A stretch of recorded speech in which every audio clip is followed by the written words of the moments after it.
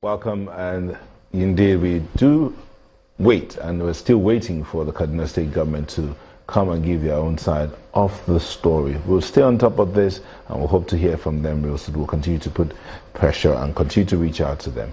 But Sunrise continues now with a conversation with our in-house data analyst. Babajide Ogunsanwo is in the studio. Thank you for joining us, Babajide. Happy New Year, Inota. Happy New Year. It's good to see you. You're looking fresh.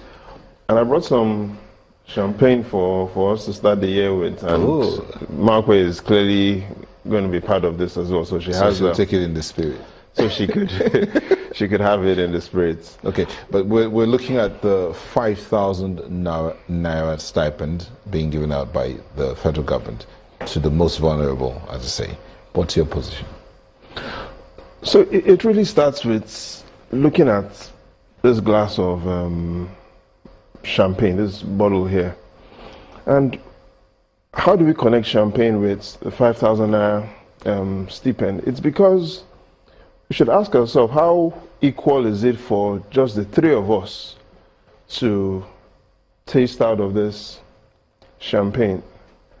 If Chamberlain and Sulaiman wanted to be part of this, wouldn't it be equal for them to, or wouldn't it be right for them to share out of this as well? Yes, it is. Indeed, if the other members in the studio and the office wanted to share out of this, shouldn't they be able to share out of this drink? I think the answer is everybody should taste out of this. Now, how does it all connect? It reminds me of what had happened 12 decades ago in the United States, the Jim Crow law. Now, what is the Jim Crow law?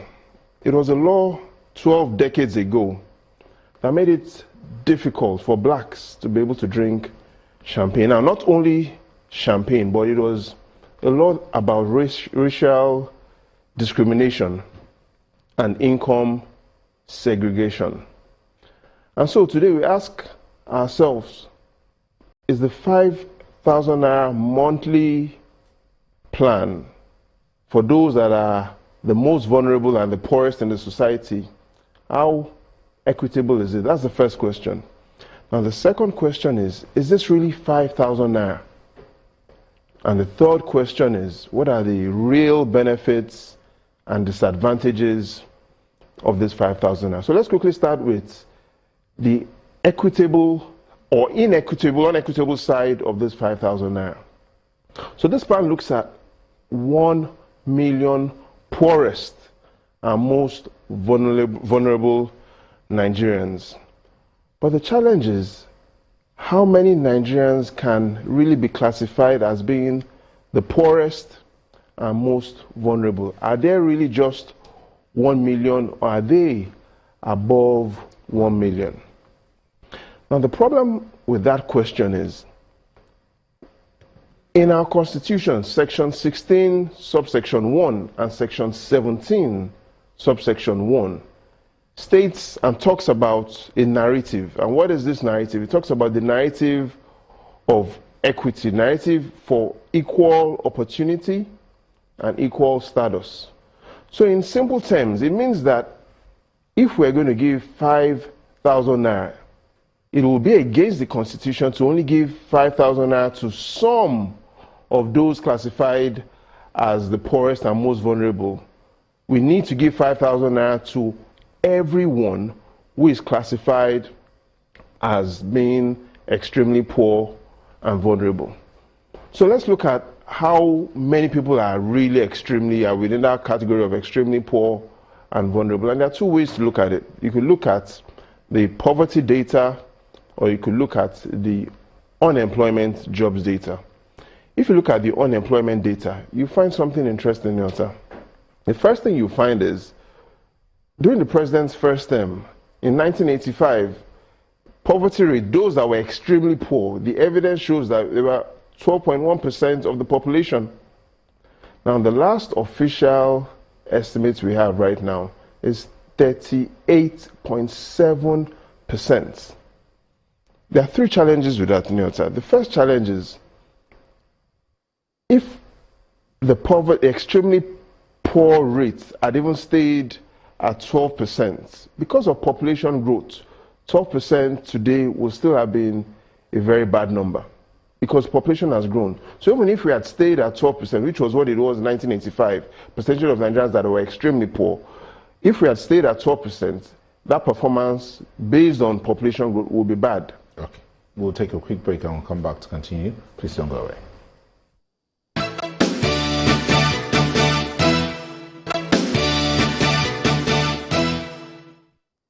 Channels Television's data analyst is here in the studio, Babajide Ogunsanwo.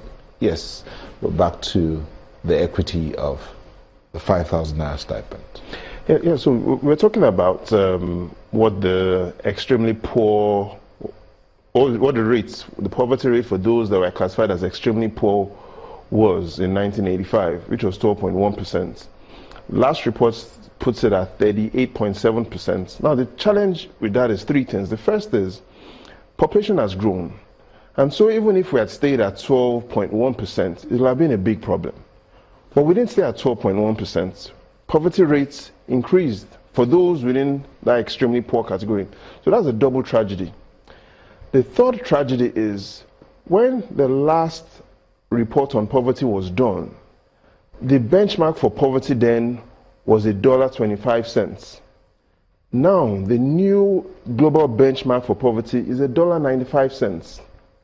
So that's a triple whammy because population has increased, the rate for extremely poor families has increased, and the definition of poverty has also changed.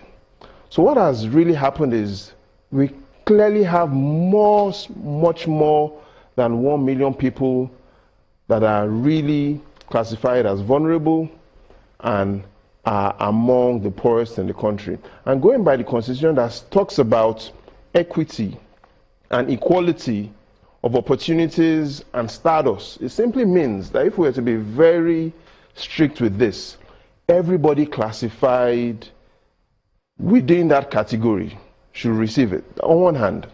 However, even much more challenging, the challenge is that not everybody that is even classified as poor, because this has only started with 9 states, 3 receiving the... And 6 to go. And 6 to go. So clearly not even everybody that is poor at the end of the program will have received the same thing.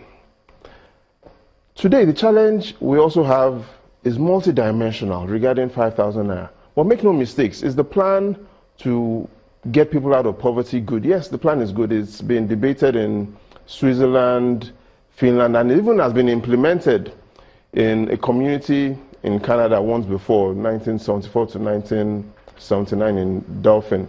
So the plan is good. The challenge is the implementation. Because right now, there's no assurance on how this 5,000 Naira will be spent by families. The evidence does really even though show that it's likely that some families will spend this money on illegal drugs, buying weed, and buying alcohol. And I'll give you some reasons why. Let's look at 2 of the states that have received the money right now, Kwara and Bauchi. The last evidence we have shows that in both states, they spend much more money on entertainment. And that's the evidence. The families in these 2 states spend more money on entertainment than even on education. So today's challenge is, yes, we're giving monies out. Not everybody that qualifies for it will get it. And second is, it is very likely that this money will be used to acquire drugs, cocaine, marijuana, and weed, and be used to even buy cigarettes and alcohol.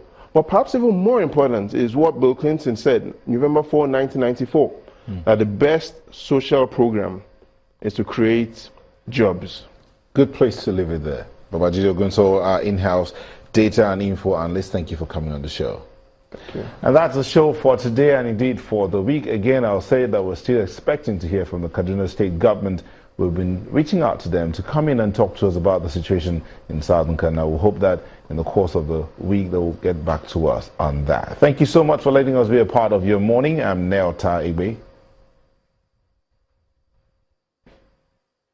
Thank you. I'm Maokpe Ogun. Have yourself a good weekend.